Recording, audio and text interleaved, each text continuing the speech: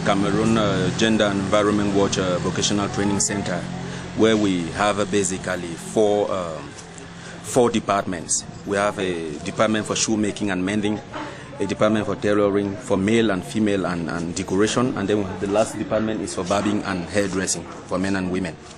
So this center essentially trains youths of Oku and married women and people who really actually need a vocation, something like handwork to help improve their standards of a living.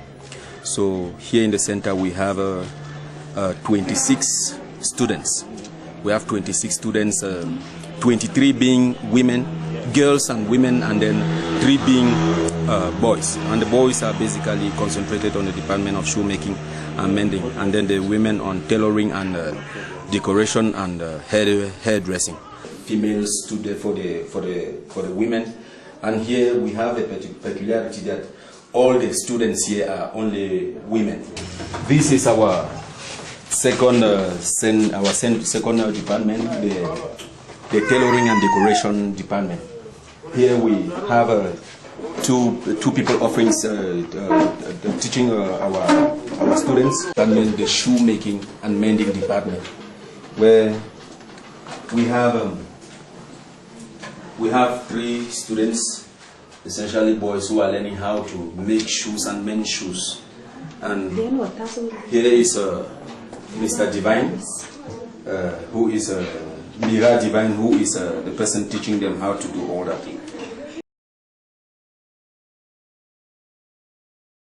He found that at the basis of every family in Oku was agriculture. We decided in CAMGEW that we'll work towards that, learning these children agriculture, organic agriculture. So we, as you see here, we bought farming equipment for them worth 3 million francs CFA, and we distributed to some schools in Oku. We had them hoes, spades, watering cans, cutlasses, buckets, wheelbarrows. We gave it to them to help them at the level of their farms. So that is what we did here in CAMGEW first. So the director of CAMGEW and myself, we have some backing of environment. So in 2012, we had a project we had to carry out a project with the World Bank, where we had to plant 7,000 trees of Prunus africana to regenerate the Oku forest. So we did that in August 2012, and because the Oku community forest as a whole is a threatened environment, because we have Prunus africana, and Prunus africana is important in the domain of medicine because it is used for, both locally we use it to treat certain diseases. Last year we had a tree nursery of 10,000 trees.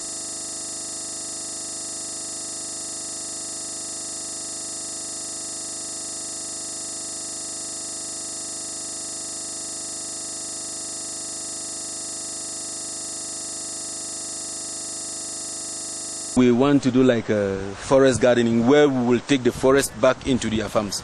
We will plant trees that will act like windbreaks, because in Oku, by the month of July, August, winds are very strong, and corn is stalled at that moment and it breaks it.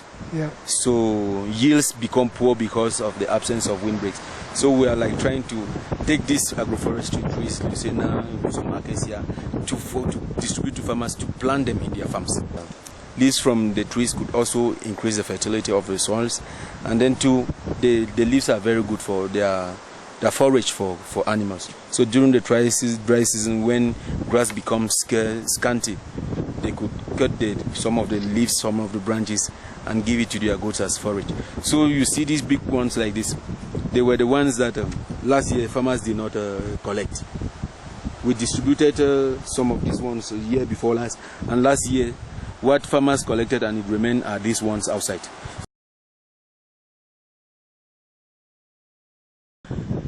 And you know, in Oku, harvesting is one very delicate thing, because of the fact that the honey has begun fetching much money. People don't harvest the honey sustainably. That is why we in CAMGEW, we decided to be training the people more. People go and they scrape everything in the hive, forgetting that the honey is food for the bees. So we just go and remove everything and leave the beehive, the bees hungry there. So when you just finish harvesting, and given the way we harvest too, at times in the course of harvesting, we could end up maybe killing a good number of bees. We burn them because we don't have smokers here. We use fire. So at times we could kill a good number of bees in the colony. And at times at the end of it, maybe you harvest your hive, honey from your hive today, 2 or 3 days afterwards, the hive absconds. Bees go back, and then you have to go back and colonize your hive. And you carry back hives to the forest in the month of November, between November to January. So from November to January, we carry hives from the hot areas back to the forest. And the hives in the forest, we start harvesting in late April, between late April and early June. So we harvest within a month and a half. So that's a bit how we do it. As you go up, you will see people putting their hives just like this in the forest. I can put my own here. Another person just places his own here. Another one puts his own in the tree. We just put it. It is not like confined areas where somebody will say, this is my apiary. Yes. You can see somebody, he just says, I have 50 hives in the forest. These are the trees. Yes. He will say, I have 50 hives in the forest, and the 50 hives will not be in the same place. Yes, you will see 2 here, 2 in another place. That is why harvesting takes a long time, because he will come to this compartment today, harvest his honey. Tomorrow he goes to this other compartment, harvest.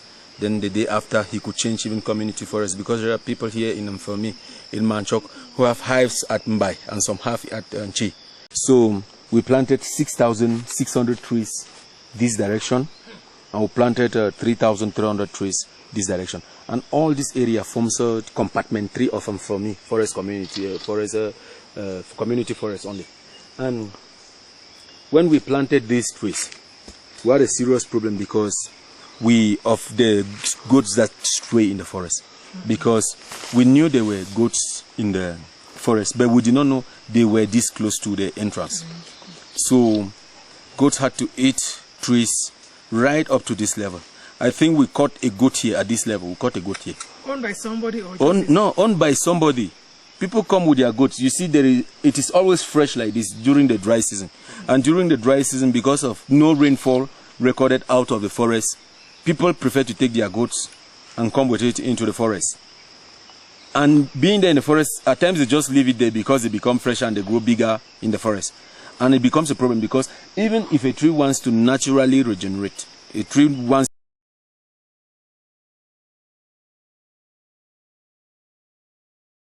How are you going to stop the problem? The problem is sensitization, education. That is it. We have a community radio here. We have a community Kumbu City radio. That's it now. City, yes. The waves reach here.